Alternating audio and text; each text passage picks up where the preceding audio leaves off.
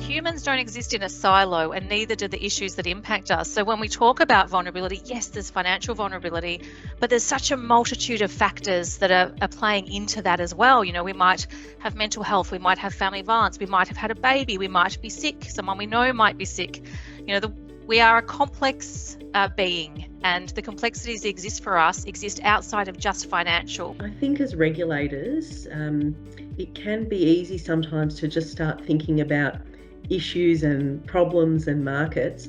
But of course, the whole reason we exist in the end actually comes back to the community and people. And in my view, to do our job well, it's really critical that we're actually thinking about people as human beings in all of their differences and complexity. We all are different, we all have different experiences, and we all have different things happening to us. That means that we're not going to necessarily react in the way regulators or businesses might expect. And that's really what I think is the most important by bringing, consumer vulnerability as a core. It's really recognising us as people.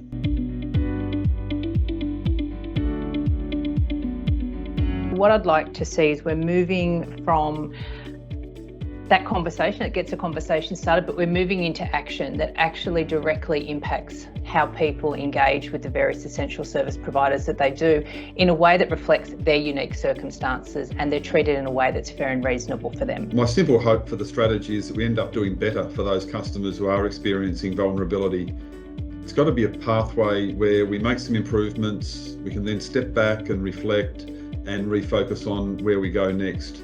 It's an opportunity to bring the concept of vulnerability to the core of the regulator's approach and decision making, whether that's looking at pricing, looking at access to a particular services, looking at some of its compliance and enforcement methods. It is considering customer vulnerability as a starting point, and it's not an add-on. It's sort of core to the work that's done. By coming together, sharing what we know, sharing best practice, learning from each other, we actually collectively build trust and confidence across the industries. When someone's experiencing a life crisis or some moment of vulnerability, we often talk about the fact that their bandwidth is really limited. They have to make so many decisions and there's so many things going on. And for them to be able to engage with the network that should be there to support them, we need to take the complexity out. And the way of doing that is having really aligned and similar approaches to how we're supporting people. Dealing with customer vulnerability, this is particularly for essential services market like electricity, like gas, like water. Businesses should use that opportunity to come together and work out and learn from each other. One business might trial something and they realise, that actually worked. We've actually got greater engagement from people experiencing vulnerability, and we're able to provide the assistance at the right time. I think they should be sharing that intel with others, so that Victorians, no matter which business that they contract with, are getting supported in that access to essential services.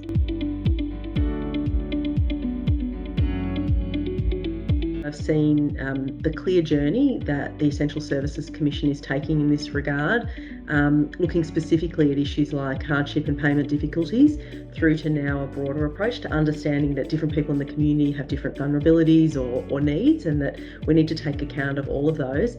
I really congratulate the Commission for going on that journey and being brave and opening itself up to different ways of working. I think it's a real role model for others, including my own agency, and I really hope that it's a sort of path that we can all continue to go on, really just because that's the core reason we exist as regulators, is to serve our community and the people that live in it. What I have seen with the ESC and it's the vulnerability strategy is a great example of it, is taking a much more progressive approach to be much more responsive to what we're seeing in our community, and being able to turn things around quickly and pivot to a more progressive approach to regulation. And I see that part of that can be working a little bit more as partners with the industry and being able to get those better outcomes for customers. The leadership that a strategy piece like this provides in setting out some principles and aspirations, and a roadmap to get there is going to be really valuable, I think, to